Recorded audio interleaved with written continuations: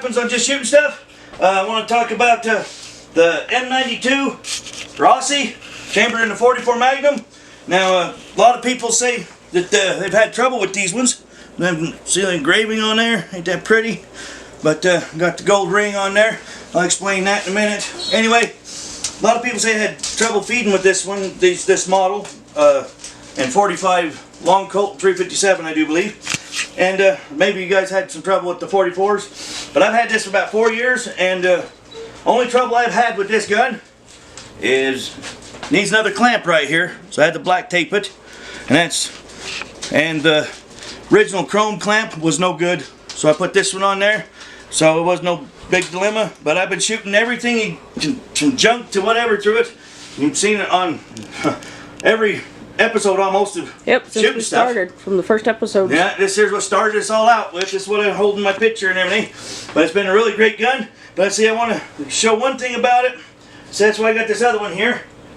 Before we get into the action and all that of it. Now this here is my son's Rio Bravo. It's the Rossi. It's got the buckhorn sight on it. Same exact thing for the most part as the M92. And just like my M92, that was loose. We had to black tape it. Other than that, these have been really good guns. I've had no issue with this one. This one here is just every bit as dependable as my other son's Henry. They bought them the same time. They're identical for the most part. Except for honestly, I like the sighting of the Rossi better than the Henry. This here definitely got better sighting. But back to the star tonight. Now, I call it Rossi. That's her name, but the only thing I don't like is the stupid safety thing. You still got your half cock. You still can half cock it like you're supposed to. But it's got that stupid safety here, and I do not like that. But other than that, it's your normal lever gun. Smooth. It's got the double lugs here for extra strength. Now one thing I want to say about this gun is it only comes in about, I don't know, 4 pounds. I was going to weigh it, and I can't remember what the instruction manual said. I've had it for a while. But it's like 4 pounds. I do believe it comes into that. I'll have to get back, weigh it and see. But this gun can handle all your hard cast bullets, all up to a plus P round, no problem. Very strong frame. I've shot junk through it. I've shot hard cast.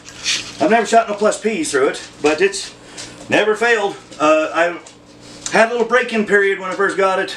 It hang up a couple times on the very first rounds, but after about 50 rounds, that totally went away. It just got really smooth, and it's almost as smooth as my Henry X gun. Almost. That's still one of the smoothest I've had in lever guns.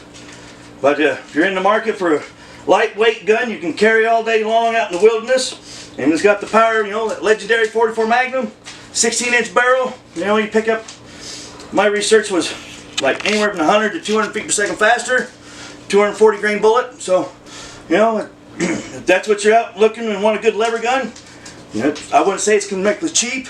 I'd see, what did we pay for this? 800 and something, I think. 800 something, is that?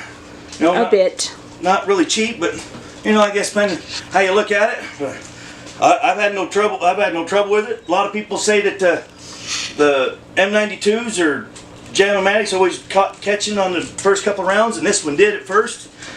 I don't know if they just let them not break in or they just whatever, but this one did hang up at first for the first couple rounds, but now you can just shoot it all day long, no issue.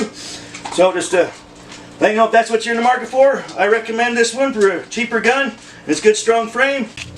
Now remember how I said the safety here. I don't like that safety. You don't need it. It's got the half cock like it's supposed to have. But when it comes to reloading, unloading it, that makes it a little bit safer. But if you know how to handle these guns, it's kind of a burden. But if you're kind of new, I guess it's a safety. But honestly, I think that's kind of trouble out in the wilderness. If something's charging you, you got your half cock, that's your safety, and your brain. That's your best safety right there. Common sense. So just remember, get out there and shoot stuff, have fun, do it safely, like and subscribe.